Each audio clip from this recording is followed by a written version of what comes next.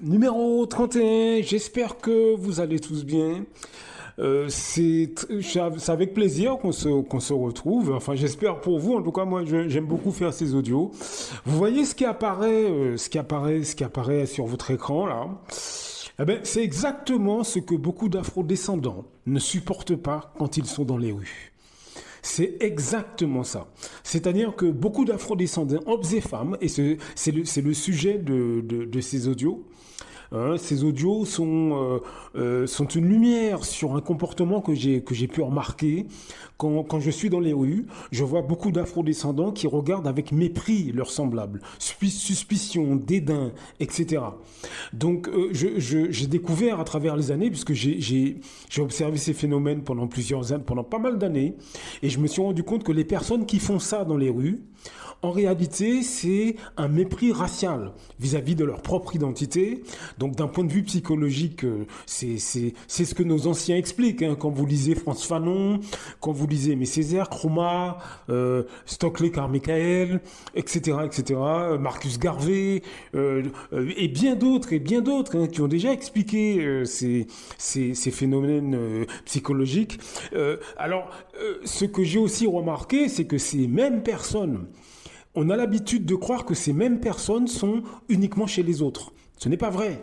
Ils sont parmi vos amis, ils sont parmi vos familles, ils sont parmi vos cousins, ils sont parmi vos frères, vos sœurs, vos parents. Mais devant vous, ils vont faire l'effort de se comporter normalement. Vous n'allez pas remarquer leur mentalité. C'est une fois qu'ils sont dans les rues et qu'ils croisent des afro-descendants qu'ils ne connaissent pas. En l'occurrence, ce que vous voyez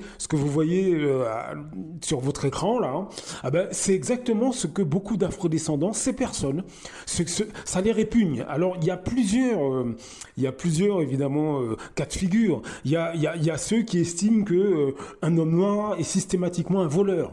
C'est ce que pensent énormément d'afro-descendants. C'est-à-dire que quand ils voient un homme noir dans les rues, c'est un voleur. Beaucoup d'hommes noirs serrent la mâchoire, serrent les poings, sont prêts à lui taper dessus.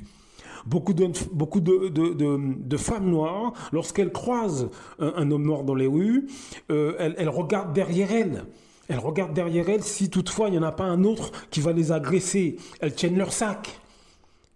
Vous voyez, elles cherchent de l'aide, elles cherchent du regard, elles cherchent de l'aide auprès des autres passants. Voilà les réactions que vous pouvez observer en regardant beaucoup d'afro-descendants dans les rues, en France, Paris, sa banlieue, et énormément dans les villes beaucoup plus petites. Quand vous êtes en France, par exemple, vous allez dans les villes qui sont plus petites que Paris, vous voyez beaucoup d'afro-descendants qui ont cette même réaction, mais c'est démultiplié. C'est carrément démultiplié. C'est-à-dire que lorsqu'ils sont dans les villes, les plus petites villes, comme Toulouse, comme les petits bleds, etc., ils démultiplient ce comportement de suspicion, de mépris des autres afrodescendants, et je me suis penché sur cette attitude.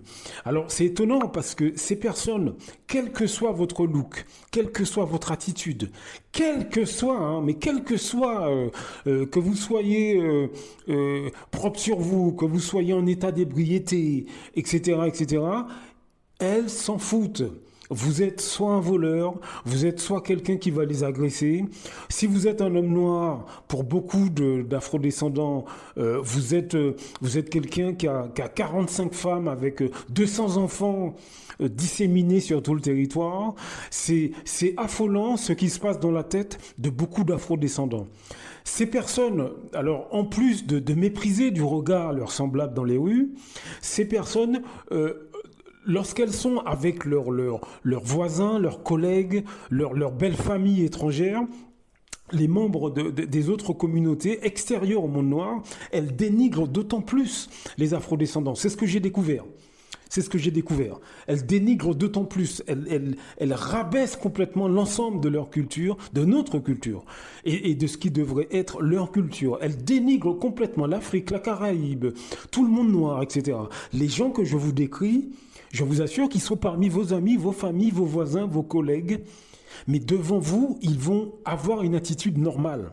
C'est une fois qu'ils sont ou dans les rues ou dans l'intimité avec d'autres communautés, à l'intérieur des autres communautés. Par exemple, les Occidentaux, vous avez énormément d'Africains, d'Africaines, d'Antillais, d'Antillaises, etc., Réunionnais, Réunionnaises, Guyanais, Guyanaises, etc., etc., des Afro-descendants qui ne supportent pas, qui vont vraiment descendre complètement, mais complètement les cultures noires auprès des membres des autres communautés. Les femmes noires, quand elles croisent une femme noire, comme vous voyez à l'écran, mais c'est un mépris, il faut voir, c'est extraordinaire. C'est un mépris, regarde le bason, où leur bouche se met de travers. Tout de suite, on sent comme ça une espèce de dédain. Alors, un dédain qui prend plusieurs formes. Hein.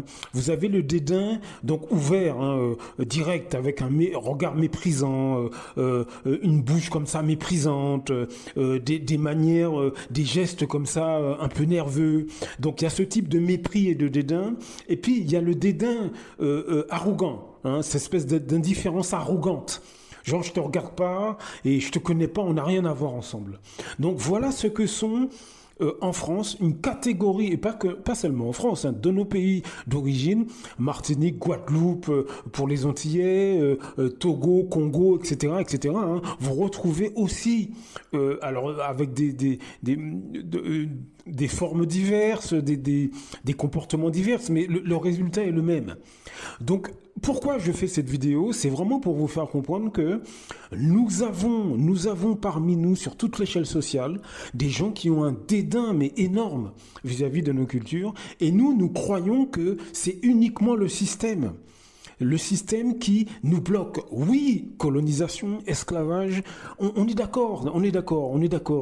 Moi, je vais pas vous contredire là-dessus. Mais ce qu'il faut que nous comprenions, c'est que le racisme, etc., en France, qu'on peut voir dans les pays d'Europe, est très largement applaudi, très largement encouragé par une catégorie d'afrodescendants qui, eux, ne supportent pas leurs semblables. Alors bien sûr, on sait bien que c'est eux qu'ils ne supportent pas, c'est leur propre image qu'ils ne supportent pas. Ça a déjà été expliqué par Frantz Fanon, par Aimé Césaire, et c'est encore expliqué par beaucoup de psychologues. Il y a des dizaines de livres sur le sujet. Nous sommes d'accord. Mais il n'empêche que sur le terrain, eh ben, ça cause énormément de problèmes. Ça cause énormément de problèmes. Lorsqu'une femme noire, par exemple, a du mépris pour les autres femmes noires, il faut bien comprendre que ça dévalorise l'ensemble des femmes noires. C'est pour ça que je fais ces vidéos. C'est pour vraiment vous faire comprendre que il faut s'attarder sur ce problème. Il faut qu'on en parle. Il faut qu'on en parle dans nos pays, en France. Il faut que toute la communauté, au niveau des masses populaires, il faut que ce soit un sujet de discussion au sein de nos familles, avec nos enfants, avec nos neveux, nos nièces. Parce que nous nous dévalorisons complètement dans les rues et ça pose beaucoup de problèmes. Ça nous affaiblit. Bien sûr que ça nous affaiblit. Ça affaiblit l'ensemble des femmes noires et l'ensemble des hommes noirs. Il faut bien que vous le compreniez, ça. Ça a des effets complètement néfastes. Lorsqu'une femme noire voit une autre femme noire, dans beaucoup de cas, dans les rues, c'est du mépris, c'est du dédain, c'est de la condescendance. Et ces personnes n'ont pas cette attitude vis-à-vis des membres des autres cultures. C'est-à-dire que quand ils croisent sur le trottoir, dans les magasins, en voiture, les membres des autres cultures, ces personnes n'ont pas cette attitude de mépris. C'est ça, est-ce que c'est à ce moment-là qu'on se rend compte qu'il y a un problème? Est-ce que vous voyez ce que je veux dire? Lorsque ces personnes sont avec les membres des autres cultures, à ce moment-là, elles n'ont pas ces attitudes-là. À ce moment-là, on peut constater qu'elles sont détendues, elles sont à l'aise, il n'y a pas de problème. C'est ce que je suis en train de vous décrire là a des répercussions catastrophiques pour tout le monde. D'autant plus que nous ne parlons pas de ces attitudes-là. On ne se focalise pas sur cette psychologie. On ne se focalise pas. Nous devons utiliser la psychologie pour régler ces problèmes. Nous devons trouver des techniques thérapeutiques ou traditionnelles ou modernes ou bien les deux en même temps. On doit réfléchir ensemble pour trouver des solutions à ce problème qui, à mon avis, va entraîner vraiment des troubles de plus en plus graves si on ne fait rien.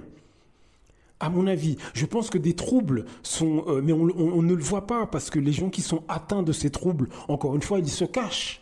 Mais on va avoir une vague de maladies mentales au sein de la communauté noire. Et je crois que si on ne fait pas attention, ça va nous sauter en plein visage.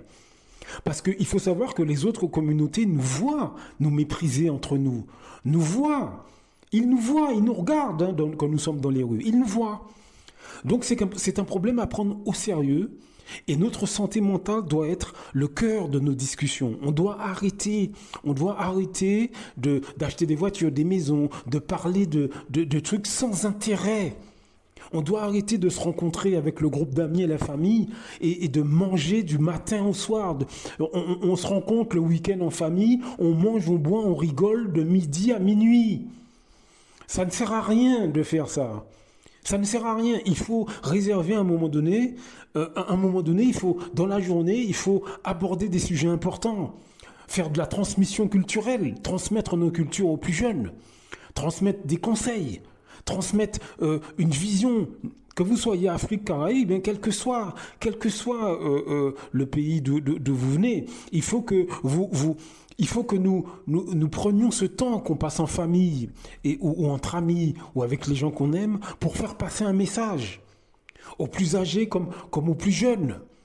Apprendre des plus âgés, faire passer le message aux plus jeunes. Et notre santé mentale, notre santé psychologique doit être au cœur de nos discussions.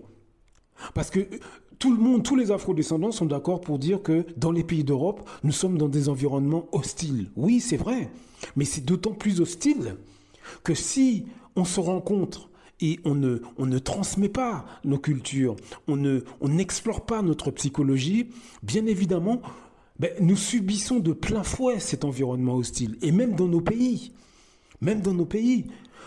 Vous remarquerez que beaucoup d'Africains ne transmettent pas les langues africaines à leurs enfants. Beaucoup d'Afro-Antillais ne transmettent pas les langues à leurs enfants. Donc la situation est catastrophique. Nous devons retomber sur nos pieds et reprendre nos principes traditionnels, nos principes familiaux. Il faut que notre psychologie, notre culture, il faut qu'elle soit remise au goût du jour et au cœur de nos discussions, au cœur de nos rencontres. Il faut qu'on arrête de manger, de boire et de s'amuser.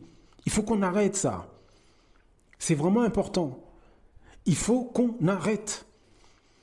J'ai pas dit d'arrêter totalement, mais il faut qu'on réserve une bonne partie de nos rencontres pour parler de nos cultures, pour parler de ce que nous sommes, pour transmettre. Il faut qu'on aborde des sujets comme je l'ai dit, nos psychologies.